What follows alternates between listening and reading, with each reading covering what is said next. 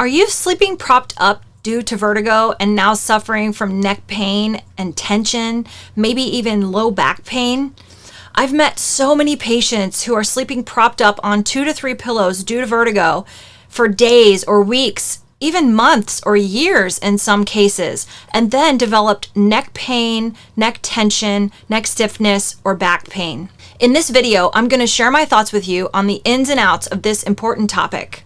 But first, I am Kim Bell, the Vertigo Detective. This channel exists to offer you education, information, and hope, but it's not individual medical advice. Make sure you stay until the end so I can show you a handout I created for my patients to help them become aware of certain positions for sleeping and lounging they should avoid. I'm going to make 3 points about this important topic of sleeping propped up due to vertigo in this video. The first point, if you are having vertigo in bed that is relieved by sleeping propped up, then you may have BPPV. That's benign paroxysmal positional vertigo. This is the most common inner ear problem that causes vertigo. And classically, BPPV causes dizziness that lasts for less than a minute when you lie down, roll over in bed, sit up in bed, or get up out of bed. Most commonly, it starts in the middle of the night or first thing in the morning when you wake up. And most commonly, it occurs spontaneously with no known cause, which means it's idiopathic. So that's the first point regarding sleeping propped up due to vertigo. If you have vertigo that's relieved from sleeping propped up, then you may have BPPV and you may need to see a vestibular healthcare provider for an evaluation and treatment. The type of treatment for BPPV is called canalith repositioning maneuvers, or CRM. That's the general category for these types of exercises that we provide. And I like to call them crystal repositioning maneuvers because it literally moves the crystals in the ears that are out of place back to where they came from, and therefore resolves the vertigo that people experience when they lie down or roll over in bed.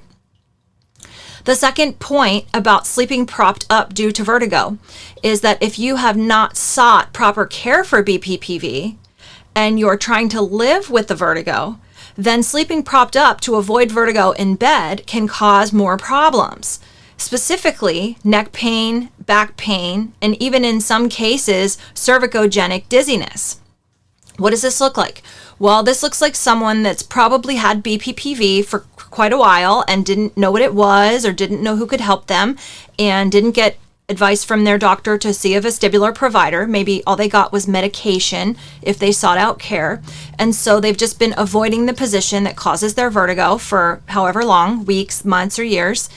And then over time, they develop stiffness, tension, and pain in their neck that eventually also causes a lightheaded, constant dizziness with intermittent vertigo spells from the neck. That's cervicogenic dizziness in that case.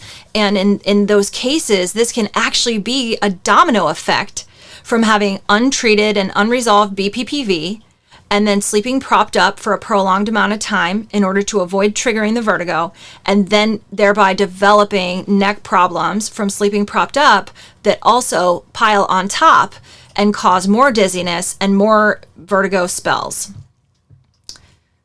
The final point here is that the cervicogenic component of your case will probably also need to be treated by a specialist. That would be an upper cervical provider. I like to refer to an orthopedic manual physical therapist that can do manual therapy for the upper cervical spine, the TMJ joint, the ribs, the shoulders, the full spine, the pelvis, the whole body. So you're looking for an orthopedic manual physical therapist who can adjust the upper cervical area and the jaw, but can also provide whatever you need for the whole body.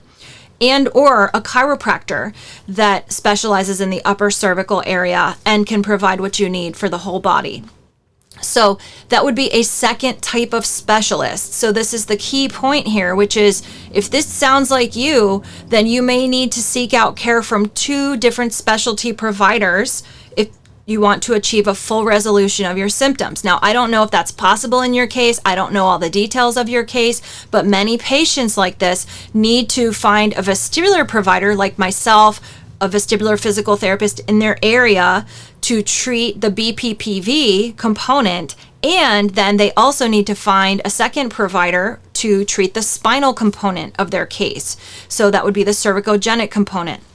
So the vestibular provider would treat the BPPV and any other vestibular problems, and then the orthopedic provider would treat the cervical component of the case. As promised, here is the handout that I created for my patients to help them figure out what positions they were sleeping in, lounging in, watching TV in, or working on electronic devices in that may be contributing to chronic or recurring dizziness from their neck. A picture is worth 1,000 words. So let's take a look at this. I give this out to all my patients in a printed format if I think that their dizziness is partially or entirely coming from their neck. So hidden causes of dizziness or vertigo from the neck. Is this you? If you took a look at the other videos I've had on neck dizziness on this channel, I did show an example of how holding your phone down in front of your chest increases the weight of your head. That same type of spinal position with a sort of a rounded forward posture also occurs if you're lying in bed like this with your head propped up watching TV, if you're sitting on a chair, sitting up straight, leaning forward, looking at your phone, or if you're partially lounging like this guy up in the top right corner here. He's kind of reclined and his head is more level with his phone in front, but because his body is in a reclined position, it puts him in that rounded forward posture here, which is not great for your neck. So let's look at these examples of when this might happen in real life. If someone is working on the laptop on the couch, someone is even writing on something that's on the table, someone is working on their laptop on a bed or sitting hunched over a tablet. So this is going to occur more with electronic devices. Also, the way people lounge to watch TV can put their neck in that kind of a position. So watching TV or reading in bed, looking at your tablet in bed, lounging back on a couch in these type of postures can put your neck in a bad position.